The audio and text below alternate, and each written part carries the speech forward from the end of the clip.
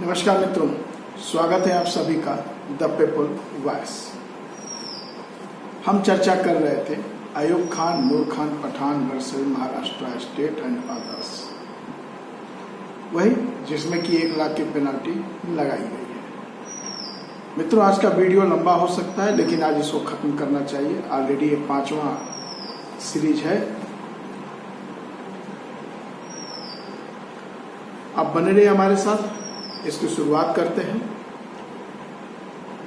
बिंदु 37.37 में supreme court ने अब अपने जजमेंट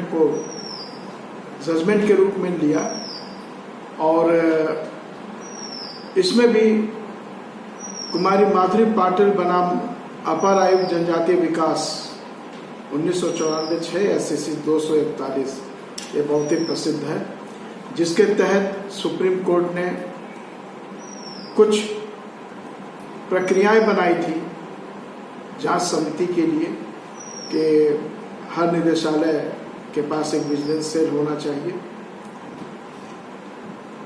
और सुप्रीम कोर्ट ने यह क्यों किया? क्योंकि उससे महसूस हुआ कि फर्जी जनजाति या फर्जी अनुसूचित जाति का प्रमाण पत्र पाकर और ऐसे लोग कानून के साथ खिलवाड़ करते हुए वास्तविक लोगों के हक पे डाका डाल रहे हैं। इसलिए इन्होंने कुछ गाइडलाइन जारी की थी। इन्हीं गाइडलाइनों के आधार पर जाति जांच कमेटी या जाति सत्यापन कमेटी का गठन हुआ और बाद में फिर ये गठन मंडल स्तर और जिला स्तर पर भी किया गया। हम बहुत इसके डिटेल में नहीं जाना चाहते हैं, लेकिन कुछ चीजें हैं जो आपके संज्ञान में भी लाना जरूरी है। प्रत्येक निदेशालय, जो भी डायरेक्टरेट हैं, को एक सतर्कता सेल का गठन करना चाहिए, जिसमें सभी प्रभारों में वरिष्ठ पुलिस उपाधीक्षक SSP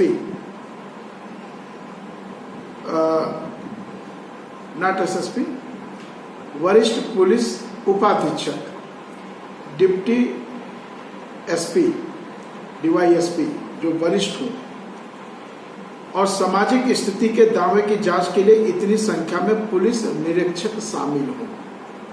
मतलब वो सतर्कता सेल में DYSP, सीनियर DYSP और इंस्पेक्टरों की नियुक्ति की बात की गई है।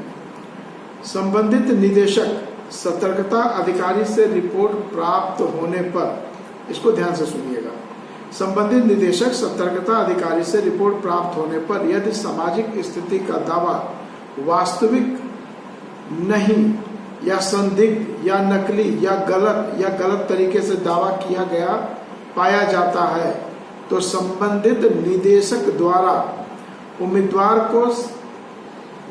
के संबंधित शैक्षणिक संस्थान के प्रमुख के माध्यम से, जिसमें उम्मीदवार पढ़ रहा है या कार्यरत है, कारण बताओ नोटिस सतर्कता अधिकारी के रिपोर्ट की एक प्रति पंजीकृत डाक द्वारा पावती के साथ जारी करना चाहिए।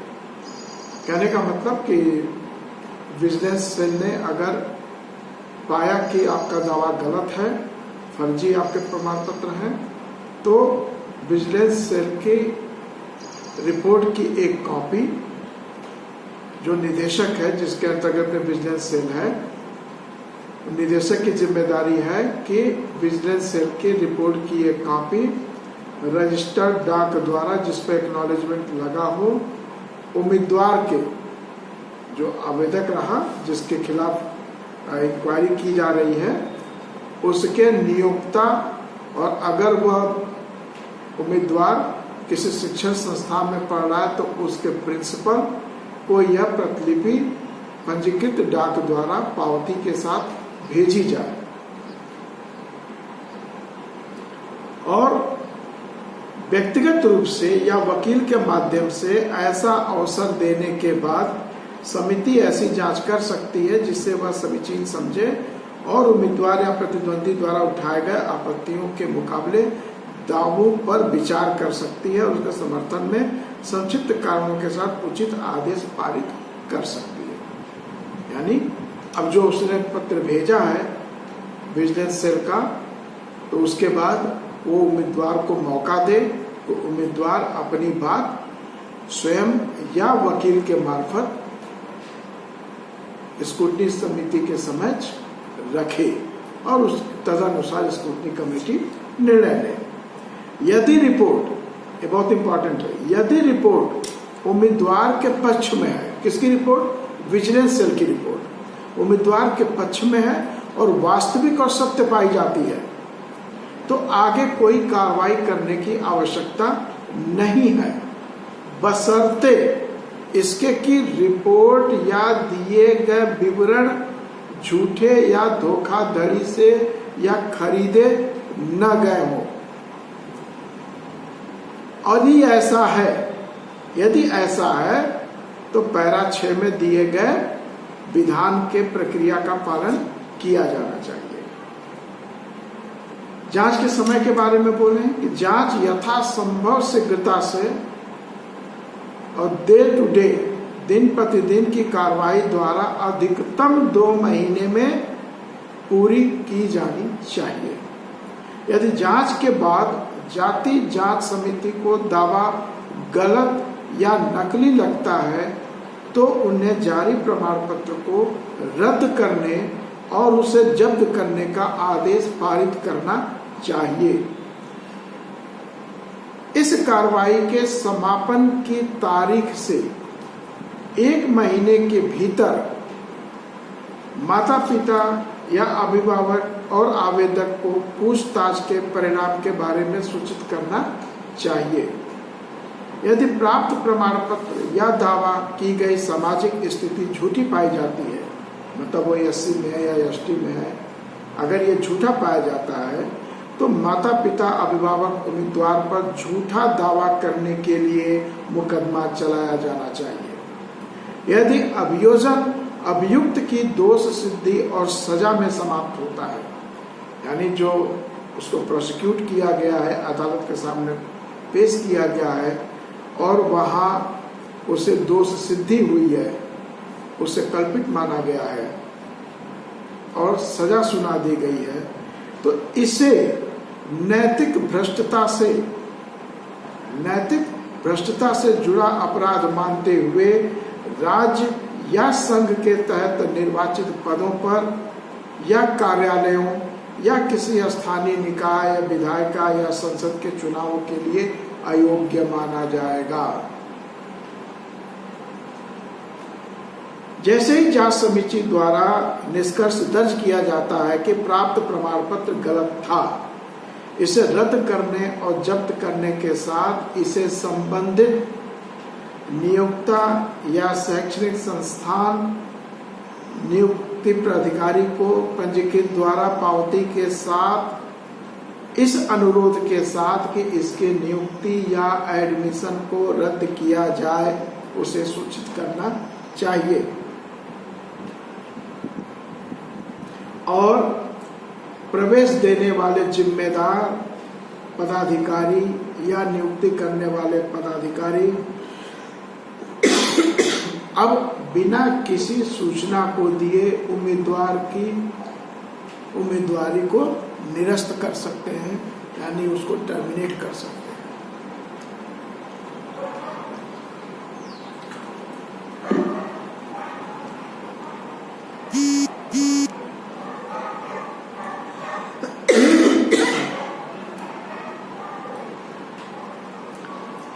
अब देखिए, कुमारी माधुरी पाटिल जो सुप्रा निर्णय था उसमें भी कुछ कमी थी, उसमें कुछ संदेह व्यक्त किया गया।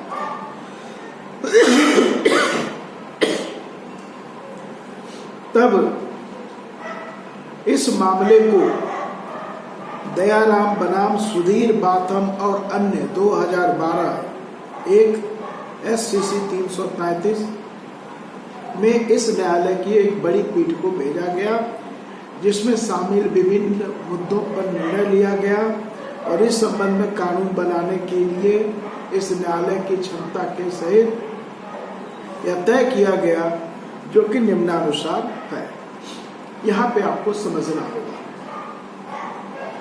जांच समिति यानी स्क्रूटनी कमेटी एक न्यायालय या न्यायाधिकरण की तरह एक निर्णायक प्राधिकारी नहीं है, बल्कि एक प्रशासनिक निकाय है जो तथ्यों की पुष्टि करता है, एक विशिष्ट दावे यानी जात की स्थिति की जांच करता है और यह सुनिश्चित करता है कि जिस जाति या जनजाति की स्थिति का दावा किया गया है वह सही है या नहीं।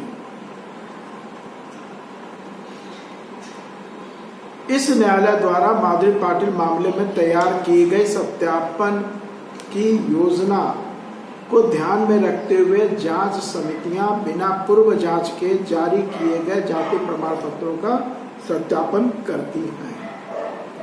तो कुमारी माधुरी पाटिल के केस में जो भी निर्णय दिए गए थे उन निर्णय का मंतव्य केवल इतना ही था कि जो जांच समितियां हैं उन्हें जाति प्रमाण पत्रों का सत्यापन करना है, लेकिन किन जाति प्रमाण पत्रों का? जो जाति प्रमाण पत्र हलफनामे के आधार पर बिना किसी जांच को किए, बिना जांच किए हलफनामे के आधार पर अगर जाति प्रमाण पत्र जारी किया गया है तो ऐसे जाति प्रमाण पत्र का सत्यापन जांच समितियां यानी स्क्रूटनी कमेटी करेंगी। यदि जाति प्रमाण पत्र जो जारी किया जा रहा है या जहां जाति प्रमाण पत्र जारी करने के लिए नियंत्रण या विनियमित करने वाला कोई कानून होता है और यदि उचित जांच के बाद जाति प्रमाण पत्र जारी किए जाते हैं तो ऐसे जाति प्रमाण पत्रों को जांच समितियों द्वारा सत्यापन की आवश्यकता नहीं होती। माधुरी पाटिल केवल झूठे और फर्जी दावों से बचने के लिए सत्यापन का प्रावधान है। माधुरी पाटिल में जो प्रावधान दिया गया था वह केवल झूठे और फर्जी दावों से बचने के लिए सत्यापन का प्रावधान है। लेकिन जहां ये कंट्रोल किया जा रहा है, नियम बना हुआ है जाति प्रमाण पत्र जारी करने के लिए उचित जांच करते हुए जाति प्रमाण पत्र जारी किए जाएं, तो ऐसे जाति प्रमाण पत्र का सत्यापन जांच कमेटी के द्वारा सत्यापन की आवश्यकता नहीं होती। अब मित्रों मैं एक बात और जोड़ना चाहूंगा आपके समझ। यह बात तो सही है कि जिसकी जांच करके बनाई गई है जाति प्रमाण पत्र उसको सत्यापन समिति से जांच करने की जरूरत नहीं है। लेकिन आप देखेंगे कि आपसे एक हलफनामा लिया जाता है जिसमें आप लिखते हैं कि मैं जन्म से जात का गोंड हूं, मेरे पूर्वज ये सारी चीजें आप बताते हो। तो वो बेशक जांच कर रहा है लेकिन वो आपके हलफनामा के आधार बना दिया, तो आपकी तो जांच सत्यापन कमेटी में हो भी सकती है और नहीं भी हो सकती है। अगर आप केवल एक पत्र लिखें सक्षम प्राधिकारी को जिससे प्रमाण पत्र जारी किया गया है कि कृपया ये जारी प्रमाण पत्र क्या पूरी जांच के पश्चात जारी की गई है या केवल हलफनामे पे जारी की गई है, दूध का दूध और पानी का पानी हो जाएगा।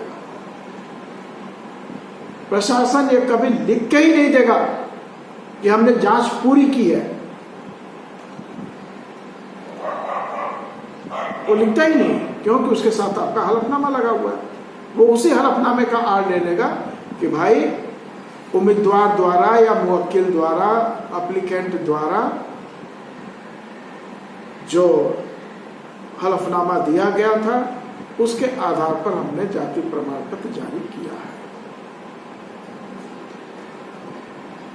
लिहाजा न तो आप पूछेंगे और न ही वो बताएगा, स्क्रूटनी कमेटी के आपको चक्कर काटते हैं।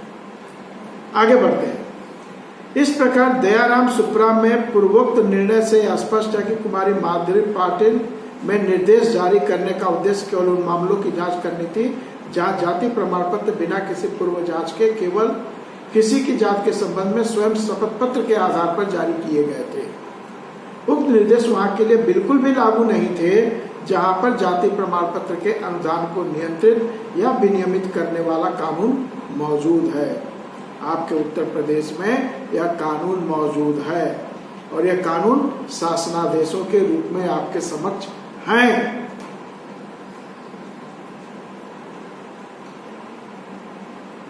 और जहां उचित और उचित जांच के बाद जाति प्रमाण पत्र जारी किए जाते हैं। विधिवत निर्धारित प्रक्रिया के अनुसार उचित जांच करके जारी किए गए जाति प्रमाण पत्र के लिए जांच समिति द्वारा किसी और सत्यापन की आवश्यकता नहीं होगी। अब बिंदु 40 आ गया।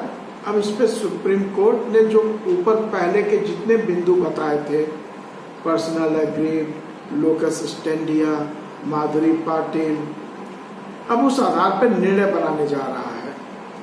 ये आप भी ध्यान से सुने। उच्च न्यायालय द्वारा जारी उक्त आदेश के अनुसरण में, कौन सा?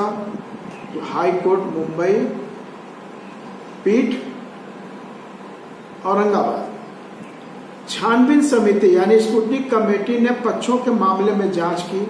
हालांकि इसके संबंध में अपीलकर्ता ने शिकायत उठाई कि उसके पीठ पीछे स्क्रूटनी कमेटी द्वारा बड़ी संख्या में व्यक्तियों के साक्ष्य दर्ज किए गए थे और उसे उन गवाहों से जिरह करने का अवसर नहीं दिया गया था जो दूसरे पक्ष के द्वारा जांच की गई थी और इसलिए वह उचित बचाव का नेतृत्व करने में असमर्थ था। आपने क्रॉस एग्जामिनेशन वाली बात सुनी, यहाँ ये बिंदु आ गया कि मुझे क्रॉस एग्जामिन गवाहों का क्रॉस एग्जामिन करने का अवसर नहीं दिया गया, तो मेरे साथ प्राकृतिक न्याय नहीं हुआ। अपीलकर्ता ने यानी अयूब खान, नूर खान पठान ने 3 गवाहों सिकंदर गुलाब तड़वी, भागचंद गणपत सिंह परदेसी और बहादुर सिंह मुख्तार सिंह पाटिल को वापस बुलाने के उद्देश्य से दिनांक 28 फरवरी 2012 को एक आवेदन दायर किया ताकि वह उनसे जिरह कर सके।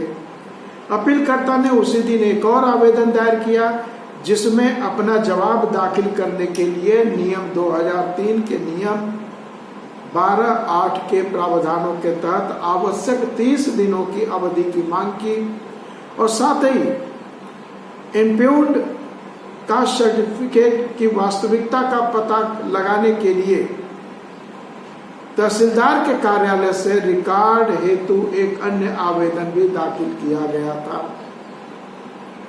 उक्त आवेदनों में से किसी पर भी अब तक निर्णय नहीं लिया गया है। सुप्रीम कोर्ट का ऑब्जर्वेशन है कि उक्त मतलब जो 3 आवेदन दिए गए थे अपीलकर्ता द्वारा, उन आवेदनों में से किसी पर भी अब तक निर्णय नहीं लिया गया, यानी उसको डिस्पोज ऑफ नहीं किया गया। इसके मद्देनजर सुप्रीम कोर्ट ने दिनांक 11/5/2012 के आदेश के तहत स्क्रूटनी कमेटी की ओर से उपस्थित विद्वान वकील को निर्देशित किया गया कि मामले का मूल रिकॉर्ड प्रस्तुत करें और एक हलफनामा दाखिल करें कि क्या इस संबंध में अपीलकर्ता को उन गवाहों से जिरह करने का अवसर दिया गया था जिनकी दूसरे पक्ष द्वारा जांच की गई थी, यानी स्क्रूटनी कमेटी ने जिनका बयान लिया था उनसे जिरह करने का अवसर दिया गया या नहीं। इस संबंध में भी कि क्या अपीलकर्ता द्वारा दायर अन्य आवेदन पर कोई निर्णय लिया गया या नहीं लिया गया। 42वां बिंदु है, उक्त आदेश के अनुसरण में मूल अभिलेख प्रस्तुत किया गया। हालांकि विद्वान वकील मूल रिकॉर्ड से किसी भी कार्यवाही या घटना को इंगित करने में असमर्थ रहे जिससे कि यह सुनिश्चित किया जा सकता है कि वास्तव में अपीलकर्ता को गवाहों से जिरह करने का अवसर दिया गया था, या यह दिखाने के लिए कि सभी गवाहों की जांच अपीलकर्ता की उपस्थिति में की गई थी। इसके अलावा वह इस न्यायालय को उन परिस्थितियों के संबंध में भी संतुष्ट कराने में असमर्थ रहे जिनके तहत अपीलकर्ता द्वारा 28 फरवरी 2012 को दायर आवेदन, जिसमें गवाहों को वापस बुलाने, रिकॉल ऑफ विटनेसेस और उनसे जिरह करने की अनुमति देने का आवेदन भी सम्मिलित था, उनमें से किसी एक के संबंध में भी बिना कोई आदेश पारित किए लंबित रखा गया है।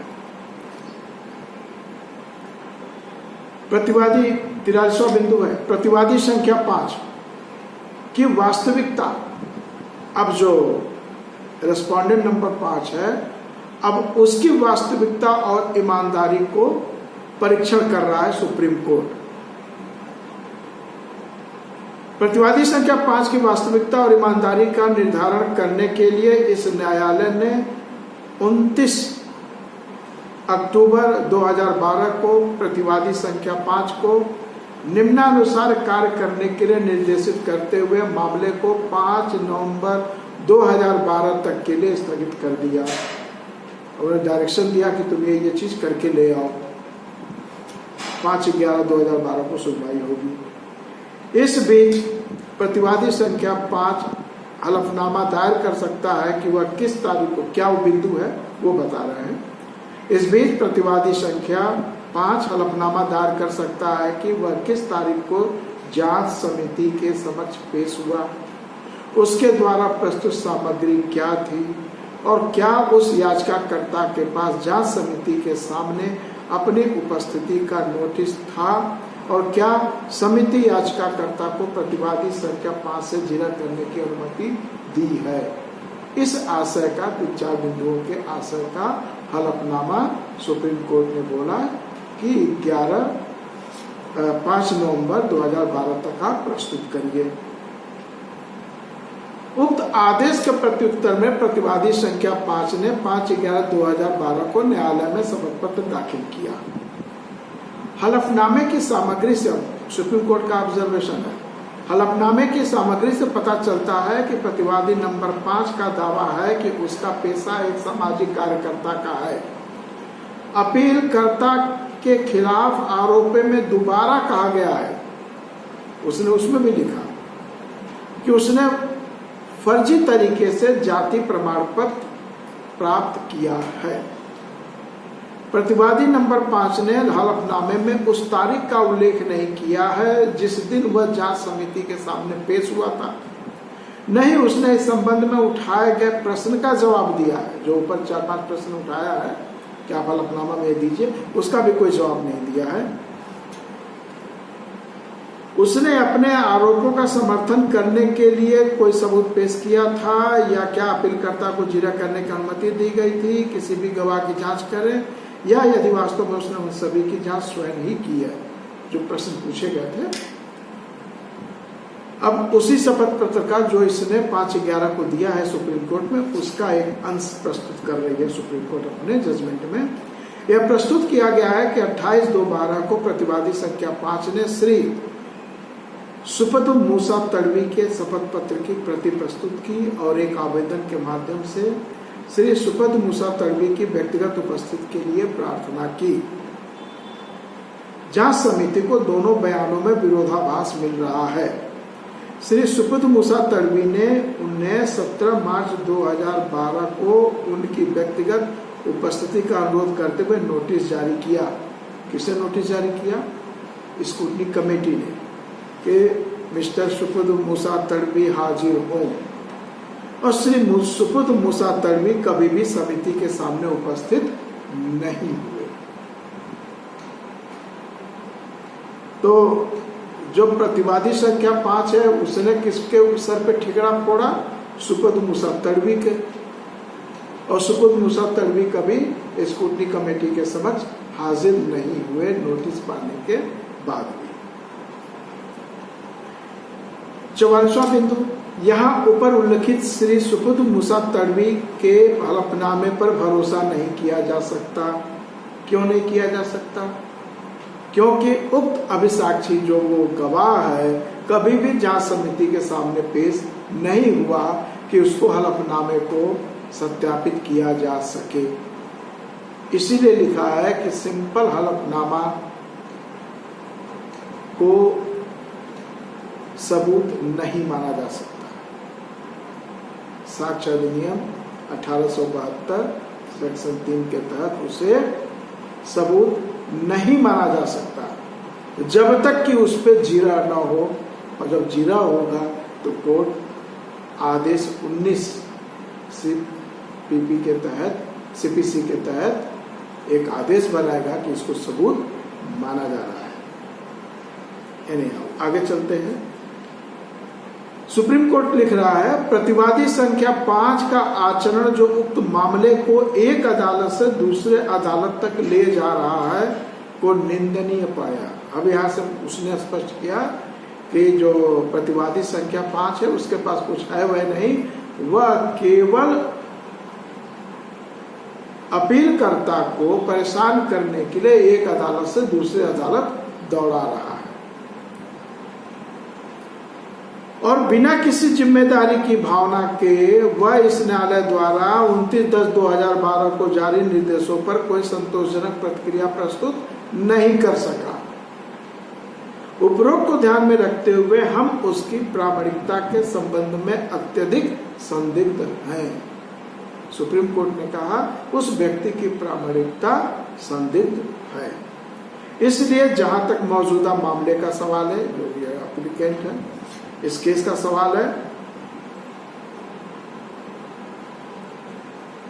उन्होंने खुद को, कौन, प्रतिवादी संख्या 5 इस अदालत या किसी अन्य अदालत या समिति के समक्ष उपस्थित होने से वंचित कर दिया है। यानी जो उनका राइट था कि हम कहीं नहीं जा सकते हैं, सुप्रीम कोर्ट ने कहा उनके इस आचरण से उनको वंचित, ये आचरण उनको वंचित कर दिया कि अब वो किसी अदालत, न्यायालय या किसी समिति के समक्ष प्रस्तुत हो। 45वां, सामान्य परिस्थितियों में जांच समिति ने मामले की जांच की और अपने सतर्कता सेल के माध्यम से जांच के बाद और रिकॉर्ड पर सभी दस्तावेजों सबूतों पर विचार किया और संतुष्ट होने के बाद 2000 में जाति सत्यापन प्रमाण पत्र प्रदान किया, जो पहला जाति सत्यापन प्रमाण पत्र दिया था।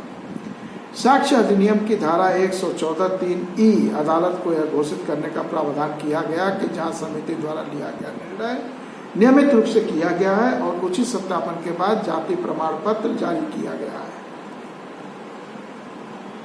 ऐसे कार्य के बाद अगर आप इसको कैंसिल करना चाहते हैं, ऐसे सत्यापन रिपोर्ट को रिकॉल करना चाहते हैं, तो आपके पास एक बहुत मजबूत और ठोस सामग्री या सबूत की आवश्यकता होती है। दरअसल प्रतिवादी संख्या 5 के पास न्यायोचित दावे के लिए कोई कानूनी आधार नहीं है। There is no legal peg for him. एक बार प्रतिवादी संख्या 5 जो कारण उन्हें सबसे अच्छे से ज्ञात है, भाई अब तो प्रतिवादी संख्या 5 ही जानेगा ना कि किस कारण से नौटंकी हो रही थी, वो कर रहा था, तो वही लिखा है जो कारण सबसे अच्छे से उन्हीं को ज्ञात है। उन्होंने एक सार्वजनिक उत्साही व्यक्ति के रूप में कार्य करने की आड़ में, एक सार्वजनिक उत्साही व्यक्ति के रूप में कार्य करने की आड़ में, यानी मैं समाज सेवक हूं, उन वैध व्यक्तियों के हितों का समर्थन करते हुए जाति प्रमाण पत्र को चुनौती दी थी, जो नियुक्ति के लिए विचार किए जाने के अधिकार से वंचित थे। क्योंकि उसने कहा था ना कि मैं एक सोशल वर्कर हूं और वास्तविक जनजाति को उनके अधिकारों से वंचित होते नहीं देख सकता, उनके अधिकार दिलाने के लिए मैंने ये काम किया है। तो ये सुप्रीम कोर्ट कह रहे हैं कि अगर वो ऐसा था तो प्रतिवादी संख्या 5 को गंभीरता से कार्य करना चाहिए और सामग्री को जांच समिति के समक्ष लाना चाहिए और यह दिखाना चाहिए था कि पिछला निर्णय जो स्क्रूटनी कमेटी ने सत्यापन रिपोर्ट जारी की है वह विचार से परे है या तथ्यात्मक रूप से गलत था, ऐसा उनको बताना चाहिए था। इस तरह का दृष्टिकोण इस न्यायालय द्वारा दिए गए निर्णयों की एक श्रृंखला से पुष्ट होता है, जहां यह माना गया है कि अनुमान कानूनी कहावत पर आधारित है, ओमनिया पैरासिमेंटल रेट एसा एक्टा, यानी सभी कार्य सही और नियमित रूप से किए गए माने जाते हैं। जैसे बहुत से कार्यालय का रहता है ना, गवर्नमेंट कार्यालय का, नहीं यहाँ सब काम बड़े नियम से होता है, कानून से होता है, कोई दिक्कत नहीं होती, सब सही होता है, तो ये मान लिया जाता है कि सरकार जो भी करेगी सही करेगी। वही बात है यहाँ पर। लेकिन अगर आप लगे हैं, जांच कर रहे हैं कि वो सही काम कर रहा है नहीं कर रहा है, तो उचित साक्ष्य लेकर आइए जिससे पता चले कि वो उचित कार्य हुआ या नहीं। तो उचित साक्ष्य जोड़कर ऐसी धारणा का खंडन किया जा सकता है। केवल लिखित बयान या याचिका में दिया गया बयान अनुमान का खंडन करने के लिए जो प्रिपरेशन है, उसका खंडन करने के लिए पर्याप्त नहीं। आपने लिख के दे दिया, बयान दे दिया और वो खंडित हो जाए, ऐसा नहीं है। खंडन का दायित्व उस व्यक्ति पर है जो आरोप लगाता है कि कार्य नियमित रूप से नहीं किया गया था या कानून के तहत आवश्यक प्रक्रिया का पालन नहीं किया गया था। ऐसी शिकायत अगर कोई शिकायतकर्ता करता है तो ये शिकायतकर्ता की जिम्मेदारी है कि वह इसे साक्ष्यों के साथ सिद्ध करे। ऐसा डिसीजन गोपाल नारायण बनाम उत्तर प्रदेश राज्य एवं अन्य AIR 1964 ऐसे 370, नारायण गोविंद गावटे और अन्य बनाम महाराष्ट्र राज्य और अन्य, बहुत सारे इसमें नाम है। अब डिसीजन 46वां बिंदु, उपरोक्त चर्चा के मद्देनजर और आरोपों की गंभीरता पर विचार करते हुए, क्योंकि जांच समिति पहले ही इस मामले के संबंध में जांच कर चुकी है, मतलब जब दोबारा जो कंप्लेन हुआ था उसके बाद जो हाईकोर्ट ने निर्णय दिया था, उसके बाद जो जांच समिति ने जांच की उसके बारे में कह रहे हैं। और अपीलकर्ता की एकमात्र शिकायत यह है, भाई हाईकोर्ट के कहने पे स्क्रूटनी कमेटी ने फिर से टेकअप किया और जांच किया। उस जांच से आपत्ति क्या है? उस जांच में केवल अपीलकर्ता यानी कि अयूब खान नूर खान पठान को यही था कि प्राकृतिक न्याय के सिद्धांतों का अनुपालन नहीं किया गया है। प्राकृतिक न्याय और यह तथ्य कि उनके द्वारा दायर आवेदनों पर निर्णय नहीं लिया गया है, हम यानी सुप्रीम कोर्ट निर्देश देते हैं कि जांच समिति द्वारा किसी भी रिपोर्ट को प्रस्तुत करने से पहले गवाहों को जिरह के लिए बुलाने के उनके आवेदन का निपटारा किया जाना चाहिए और अपीलकर्ता को उन गवाहों से जिरह करने का उचित अवसर दिया जाए जिनकी जांच समिति के समक्ष की जा चुकी है। हम इसके बाद जांच समिति को कानून के अनुसार उचित आदेश पारित करने का निर्देश देते हैं। यदि स्क्रूटनी कमेटी संविचा समिति ने पहले ही कोई निर्णय ले लिया है तो वह प्राकृतिक न्याय के सिद्धांतों का उल्लंघन है और इससे निष्प्रभावी माना जाएगा। अपील का निपटारा तदनुसार किया जाता है। इस तथ्य पर विचार करते हुए कि प्रतिवादी संख्या 5 इस मामले को वास्तविक तरीके से आगे नहीं बढ़ा रहा था, नॉट इन बोना फाइड मैनर, और कोई सार्वजनिक हित नहीं उठाया है, बल्कि उसने केवल अपीलकर्ता को परेशान करने के लिए अदालत की प्रक्रिया का दुरुपयोग किया है। प्रतिवादी संख्या 5 को इस मामले में किसी भी तरह का हस्तक्षेप करने से और इसके अलावा इसमें एक पक्ष बने रहने से भी रोक दिया गया है और वह जिला कलेक्टर औरंगाबाद को 4 सप्ताह की अवधि के भीतर 1 लाख रुपए की लागत का भुगतान करने के लिए भी उत्तरदायी है। औरंगाबाद के जिला कलेक्टर उक्त राशि को सुप्रीम कोर्ट विधिक सेवा समिति के खाते में जमा करेंगे। ऐसी स्थिति में लगाई गई लागत प्रतिवादी संख्या 5 द्वारा निर्धारित अवधि के भीतर जमा नहीं की जाती है तो हम जिला कलेक्टर औरंगाबाद से अनुरोध करते हैं कि वे इसे भू राजस्व के बकाया के रूप में वसूल करें और तदनुसार जमा करें। Signed by justice BS Chauhan, justice Jagdish Singh, Khehar, New Delhi, 8 नवंबर 2012। मित्रों, ये पूरी जजमेंट जो कि 36-37 पेज का है, आपके समक्ष पढ़ने का मेरा उद्देश्य क्या था। एक जो लोग ये कागज लेके दौड़ रहे हैं कि हम 1 लाख रुपए का पेनाल्टी लगवा देंगे 100 पर, लेकिन सुप्रीम कोर्ट ने उस व्यक्ति को भी सुनने के लिए कहा है जो रिस्पोंडेंट नंबर 5 है, और सुनवाई के तहत उसने पाया कि यह अपने दायित्व, जो कथित दायित्व है, उसका निर्वाह नहीं कर रहा है, यह किसी सार्वजनिक हित की बात नहीं कर रहा है, यह केवल परेशान करने के इरादे से काम कर रहा है।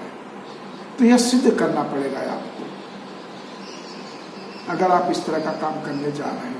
तो सिंपली कह देने से कोई पेनाल्टी नहीं लग जाएगी। प्राकृतिक न्याय अगर आपके साथ है तो उसके साथ भी है, वह भी उसके अंतर्गत अपील करेगा। तो ऐसे किसी झांसे में ना आए और आप अपना कार्य सिस्टमेटिक ढंग से करें, नियमावली के तहत करें। अगर आपका प्रमाण पत्र नहीं बन रहा है तो आप सीधा स्क्रूटनी कमेटी का दरवाजा खटखटाएं और वहां अपनी शिकायत दर्ज कराएं कि मुझे प्रमाण पत्र नहीं जारी किया जा रहा है, और आप अपने पक्ष में अपने सारे साक्ष्य वहां प्रस्तुत करें। बहुत बहुत शुक्रिया, आप बने रहे हमारे साथ इस 5वें एपिसोड तक। फिर मिलेंगे किसी नए विचार के साथ। तब तक के लिए जय भारत, जय संविधान।